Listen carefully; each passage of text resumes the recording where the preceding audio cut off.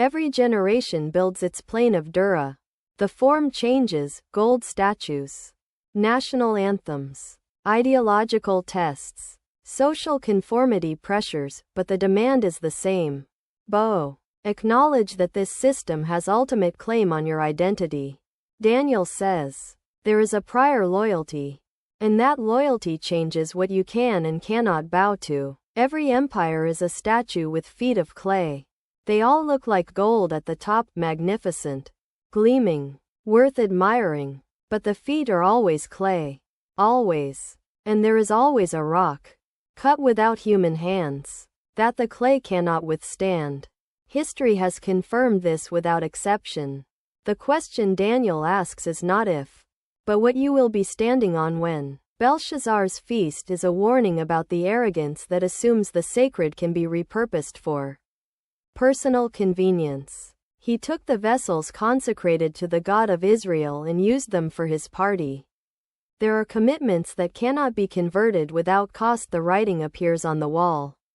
Eventually, God has numbered your kingdom and brought it to an end. Tekel, you have been weighed and found wanting. Parson, your kingdom is divided. 3 words. Complete. There is no appeal, no counter-argument, no second chance. But they do not appear without warning. Belshazzar knew the story of chapter 4 and learned nothing from it. The throne room of chapter 7 is the corrective to every human throne room. Nebuchadnezzar on his throne in Babylon. Belshazzar at his feast, Darius with his irrevocable decree.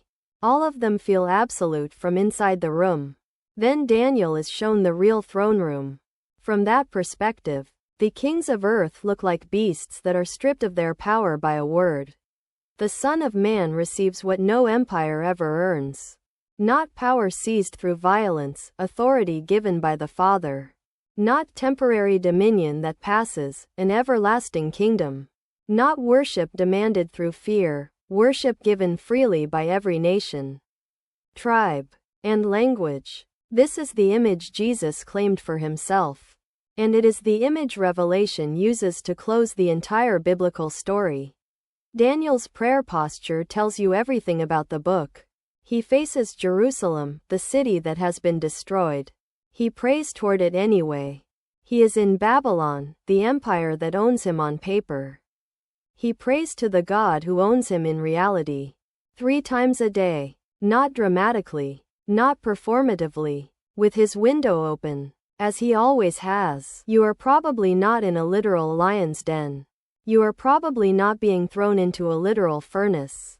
But you are in a world that has its plains of Dura, places where the music plays and everyone around you bends the knee. Daniel is not a book about how to get dramatic rescues. It is a book about how to live when you serve one kingdom while resident in another. Those who are wise will shine like the brightness of the heavens. The resurrection that Daniel sees at the end of chapter 12 is not a vague spiritual hope. It is the specific claim that the faithfulness exercised in history, in Babylon, in the lion's den, in 3 times daily prayer, will be vindicated. What appeared to be loss will turn out to be inheritance. Daniel is told to seal the scroll. It is sealed for a time. But the New Testament opens it. Jesus comes as the Son of Man Daniel saw in the vision. Paul writes about the resurrection Daniel glimpsed in chapter 12. John's revelation is the unsealing of Daniel, written in the light of the cross and the empty tomb. This is one story. From the garden to the exile. From Babylon to the cross. From the empty tomb to the New Jerusalem. Daniel stands in the middle of that arc and tells you, the kingdoms of this world will become the kingdom of our God. The beasts will be stripped of their power. The Son of Man will receive the everlasting kingdom. The Ancient of Days does not panic.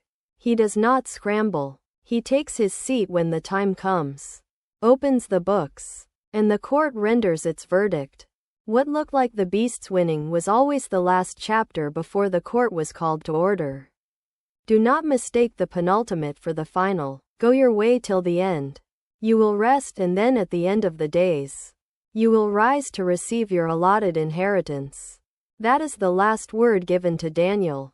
After everything, the exile, the dreams, the furnace, the lions, the visions, the decades of faithfulness in a foreign land, rest and then rise.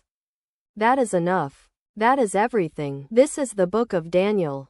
A young man taken from everything he knew, who held on to everything that mattered, who interpreted the dreams of kings but never forgot whose servant he was, who saw the whole sweep of human history laid out in beasts and thrones and fire, and said, "The Ancient of Days is seated. The books are open. The Son of Man is coming. Hold on."